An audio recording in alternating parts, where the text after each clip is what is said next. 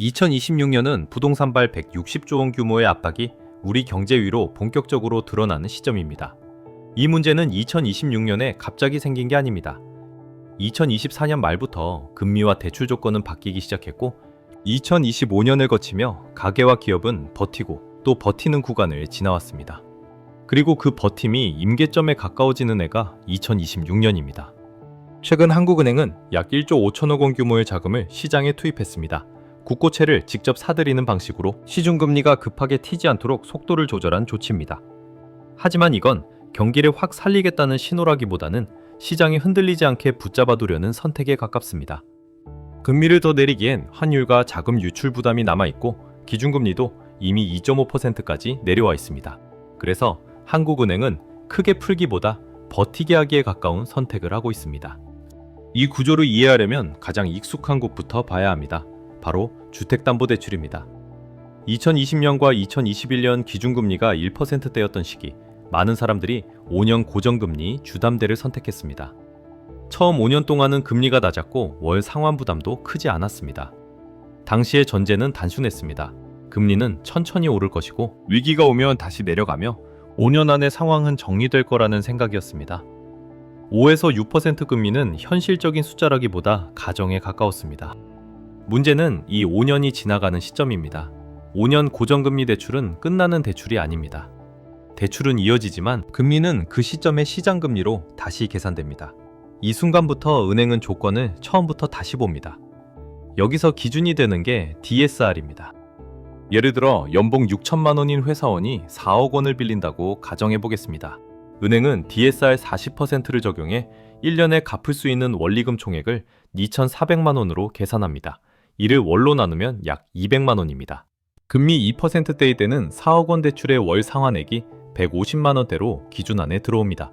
하지만 금리가 5에서 6%로 재산정되면 같은 4억 원이라도 월 상환액은 220만 원을 넘깁니다. 소득은 그대로인데 은행이 계산한 상환 가능 한도를 넘는 순간 대출은 유지 가능한 구조가 아니라 줄여야 하는 구조로 바뀝니다. 이게 DSR의 역설입니다. 연체나 의지의 문제가 아니라 기준이 바뀌는 순간 강제로 구조를 줄여야 하는 상황입니다. 이 금리 재산적 물량이 금융권 전체 기준으로 약 40조 원입니다. 같은 시기에 같은 조건에 다시 봐야 하는 물량이 한꺼번에 몰려 있습니다. 그래서 이 압박은 한 번에 터지는 폭탄이 아니라 시간을 두고 같은 방향으로 경제를 누르는 구조에 가깝습니다. 그리고 이 흐름 위에 또 하나의 압력이 겹치기 시작합니다. 바로 부동산 PF입니다. 부동산 PF는 가계대출과 성격이 다릅니다. 이미 지어진 집을 담보로 빌리는 돈이 아니라 앞으로 지을 건물과 미래의 분양 수입을 보고 빌린 자금입니다. 현재 금융권이 관리하고 있는 부동산 PF 대출 잔액은 약 120조 원 수준입니다. 이 숫자만 놓고 보면 과거에도 100조 원은 넘긴 적이 있어 특별해 보이지 않을 수 있습니다. 하지만 지금은 조건이 다릅니다. 이 120조 원은 이미 끝난 사업의 잔액이 아니라 만기가 돌아올 때마다 연장할지 정리할지를 다시 판단해야 하는 자금입니다. 과거에는 금리가 내려가는 국면이었고 시간이 사업의 편이었습니다. 분양이 늦어져도 기다릴 여지가 있었고 연장은 위험을 키우기보다 시간을 벌어주는 선택이었습니다. 지금은 다릅니다. 금리가 높은 상태에서는 시간이 비용이 됩니다. 연장을 할수록 이자는 쌓이고 회수 시점은 더 멀어집니다. 그래서 금융권은 PF를 예전처럼 시간으로 버티지 않습니다. 연장이 손실을 줄이는 선택인지 아니면 손실을 키우는 선택인지 그 판단을 훨씬 보수적으로 하게 됩니다. 이 변화는 PF에만 국한되지 않습니다. 같은 시점에 가계대출 역시 유지 가능성을 다시 판단해야 하는 구간에 들어옵니다.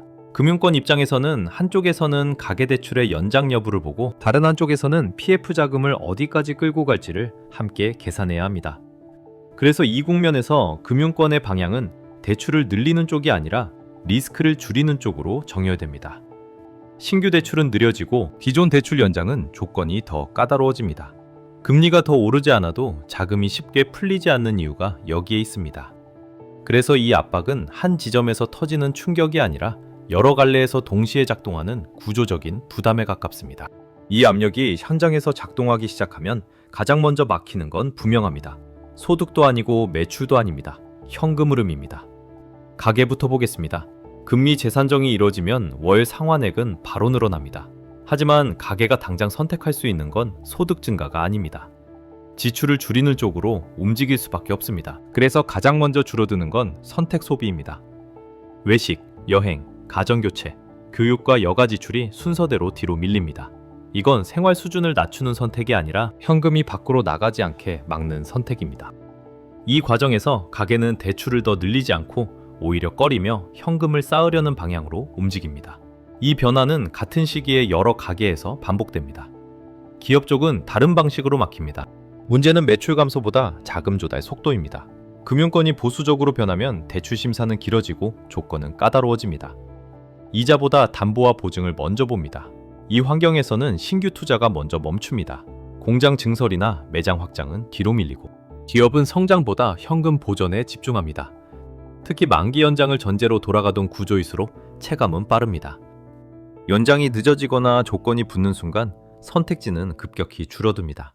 그래서 이 구간의 특징은 파산이 아니라 결정 지연입니다. 투자가 늦어지고 채용과 계약이 함께 보류됩니다. 가계 소비 축소와 기업 투자 지연이 겹치면 경제 전체에서 돈이 도는 속도는 눈에 띄게 느려집니다. 이 국면은 갑작스러운 충격이 아니라 서서히 체감되는 정체에 가깝고 겉으로는 버티는 것처럼 보여도 안쪽에서는 여유가 빠르게 사라지는 단계입니다. 이 구조가 더 이상 버티지 못하는 순간은 경고처럼 한 번에 오지 않습니다. 여러 조건이 순서대로 겹치며 나타납니다. 먼저 가게 쪽에서 연체가 늘기 시작합니다. 한두 건이 아니라 같은 시기에 여러 가게의 상환이 동시에 흔들립니다. 이때 금융권의 인식은 개별 문제가 아니라 구조 문제로 바뀝니다. 동시에 PF 쪽에서도 연장이 막히기 시작합니다. 조건을 붙여 끌고 가는 단계가 아니라 연장 자체가 거절되는 사업장이 늘어납니다. 공사는 멈추고 분양은 늦어지며 이자는 그대로 쌓입니다. 이 단계에서 금융권은 돈을 받으려 들지 않습니다. 받을 수 없다는 걸 이미 알기 때문입니다. 그래서 선택은 하나로 모입니다. 손실을 더 키우지 않기 위한 정리입니다. PF 정리가 시작되면 시행사와 건설사부터 자금이 막히고 그 영향은 중소업체, 자재, 용역, 하청으로 빠르게 번지며 자영업까지 전달됩니다. 이 과정에서 금리가 크게 움직이지 않아도 대출은 급격히 줄어듭니다. 경제는 금리보다 먼저 대출 가능성에서 멈춥니다. 그래서 이 국면의 모습은 붕괴가 아니라 경색입니다. 사람은 움직이지만 돈은 돌지 않습니다. 계약은 미뤄지고 결정은 보류됩니다. 이게 이 160조 원이 실제로 작동할 때 우리 경제에 나타나는 모습입니다. 이 구조는 2024년까지는 버틸 수 있었습니다. 금리가 낮았고 대출의 대부분이 아직 고정 구간 안에 있었기 때문입니다. 2025년에는 이미 버티는 국면으로 넘어갔습니다. 금리는 올라 있었지만 주담대 재산정과 PF 만기가 아직 본격적으로 겹치지는 않았습니다. 그리고 2026년입니다. 주담대의 금리 재산정과 PF의 만기 판단이 같은 시점에 몰리기 시작합니다.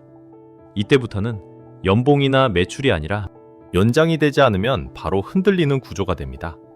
그래서 2026년은 위기가 새로 시작되는 해가 아니라 지금까지 축적되어 있던 위험이 더 이상 미뤄지지 않고 판단으로 드러나는 해입니다. 오늘 이야기는 여기까지입니다. 경제코리아였습니다.